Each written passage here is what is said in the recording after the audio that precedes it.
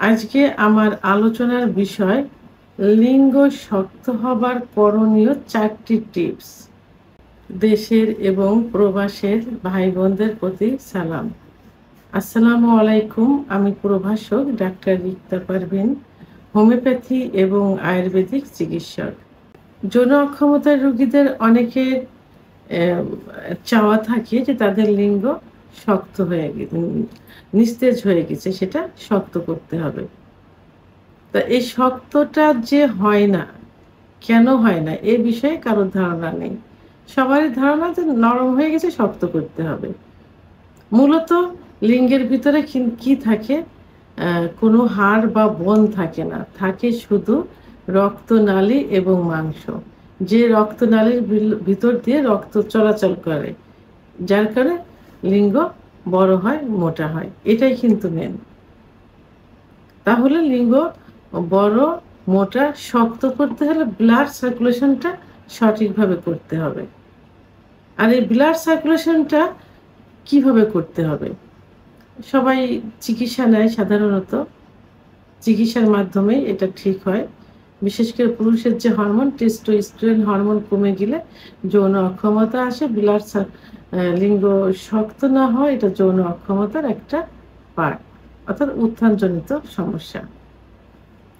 তো অনেকে প্রাথমিক অবস্থায় দেখা যায় যে একটা কমপ্লেন থাকে তাদের যে আমাদের ইচ্ছা হয়, পার্টনারের কাছে গেলে ইচ্ছা হয়, কিন্তু লিঙ্গ দাঁড়ায় না।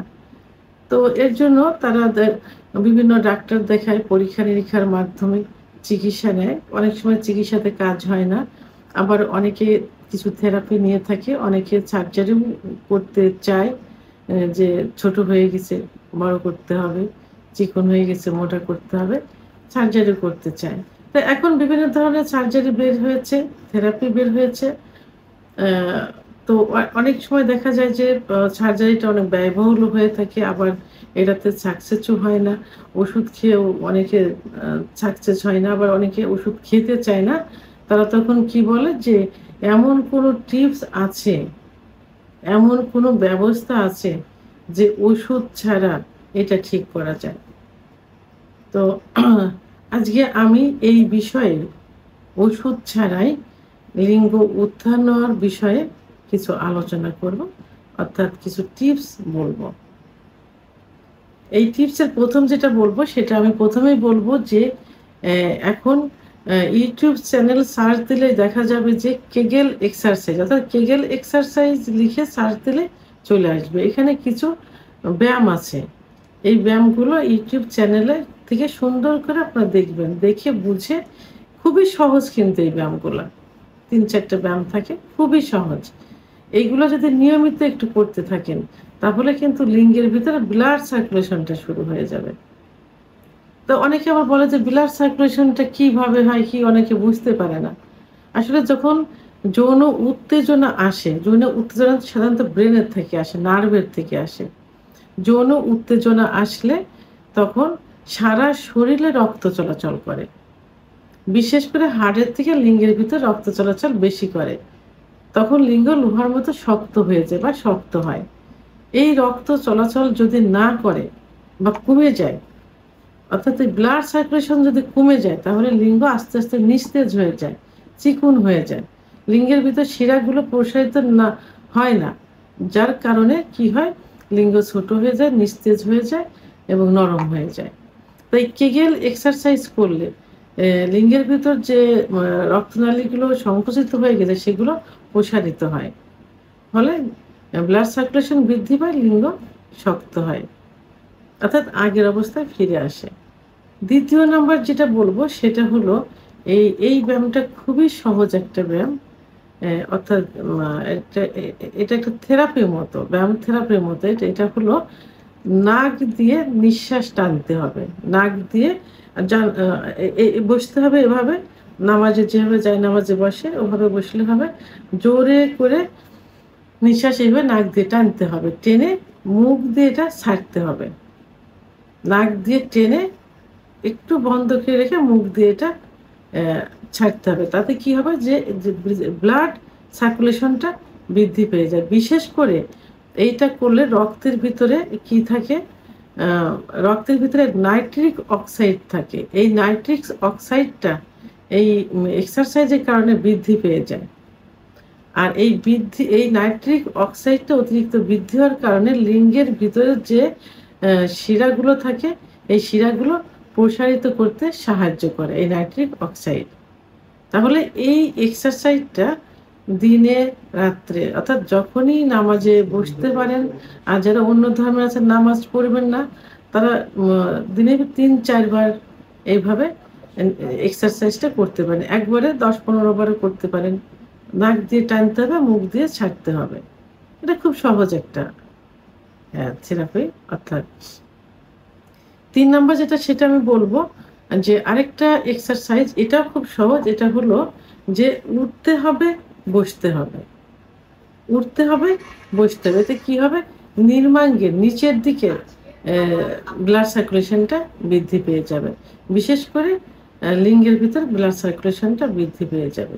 তো এই যে আমি এত ব্যায়ামের কথা বলছি, এগুলোর মূলত লিঙ্গ শক্ত করতে হলে কি করতে হবে, ব্লাড সার্কুলেশন বাড়াতে হবে, লিঙ্গের ভিতরে সার্কুলেশনটা বৃদ্ধি করতে হবে। কারণ লিঙ্গের ভিতরে যে শিরাগুলো থাকে এই শিরাগুলো বিভিন্ন কারণে সংকুচিত হয়ে যায়।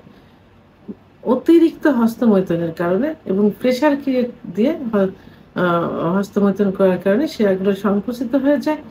বিছানায় ঘর্ষণ দিয়ে বীর্যপাত করলে লিঙ্গের গোড়ায় অনেক শিরা থাকে, সেই শিরাগুলো অনেক সময় লুজ হয়ে যায় বা ঢিলা হয়ে যায়, আবার দুইটা চিরেও যায় অতিরিক্ত প্রেশার হলে। তো এইসব কারণে লিঙ্গের শিরাগুলো সংকুচিত হয়ে যায়। এই এক্সারসাইজগুলো করলে সেগুলো ব্লাড সার্কুলেশনটা বৃদ্ধি পেয়ে যায় এবং আস্তে আস্তে যে শিরাগুলো এটা প্রসারিত হতে থাকে। এবং সিজনালি সময়ে যে তরমুজের যে সিজনটা আসে সেই সিজনে পর্যাপ্ত পরিমাণ তরমুজ খেতে হবে। কারণ তরমুজের ভিতরে কি থাকে, সিট্রোনিল অ্যামাইনো অ্যাসিড, যেটা লিঙ্গের ব্লাড সার্কুলেশন বৃদ্ধি করতে সাহায্য করে থাকে। এবং আরেকটা যেটা সেটা হলো যে যারা ধূমপান মদ্যপান অর্থাৎ নেশা করে থাকে, এই নেশাটা বন্ধ করতে হবে। এই নেশার কারণে যৌন অক্ষমতা চলে আসে, ব্লাড সার্কুলেশন কমে যায়। ব্লাড সার্কুলেশন বডিতে টোটাল বডিতেই প্রায় কমে যায়, লিঙ্গের ভিতরে বেশি হয় এবং লিঙ্গ তখন সংকুচিত হয়ে যায়, শিরাগুলো সংকুচিত হয়ে যায়। ফলে লিঙ্গ নরম হয়ে যায়, চিকন হয়ে যায় এবং আগামোটা গোড়া চিকন, শিরাগুলো ভেসে থাকে ইত্যাদি হয়ে যায়। তো এই জন্য ধূমপান মদ্যপান নেশা একবারে তো বন্ধ করা যাবে না, ধীরে ধীরে এটা বন্ধ করতে হবে। তবে যদি এটা যদি নিজেরা কন্ট্রোল করতে না পারেন, বন্ধ করতে না পারেন, তাহলে একজন অভিজ্ঞ সম্পন্ন রেজিস্ট্রারকৃত হোমিওপ্যাথি ডাক্তারের শরণাপন্ন হতে পারেন। কারণ হোমিওপ্যাথি চিকিৎসার মাধ্যমে এগুলো ঠিক করা সম্ভব, নেশা থেকে সরিয়ে আনা সম্ভব। এবং অপর যে সেটা হলো সুগার জাতীয় খাবার বন্ধ করতে হবে। তাহলে এই যে 3টা এক্সারসাইজ বললাম, নাক দিয়ে নিঃশ্বাস টানতে হবে, মুখ দিয়ে ছাড়তে হবে, উঠ বস করতে হবে এবং কেগেল এক্সারসাইজ করতে হবে। এই 3টা এক্সারসাইজ আয়ত্ত করতে হবে, নিয়মিত করতে হবে। আর যে খাবার তরমুজ খেতে বললাম এটা খেতে হবে, ধূমপান বন্ধ করতে হবে, সুগার জাতীয় খাবার বন্ধ করতে। এগুলো যদি একটু কন্ট্রোল করা ঠিক মতো করা যায় তাহলে কিন্তু লিঙ্গ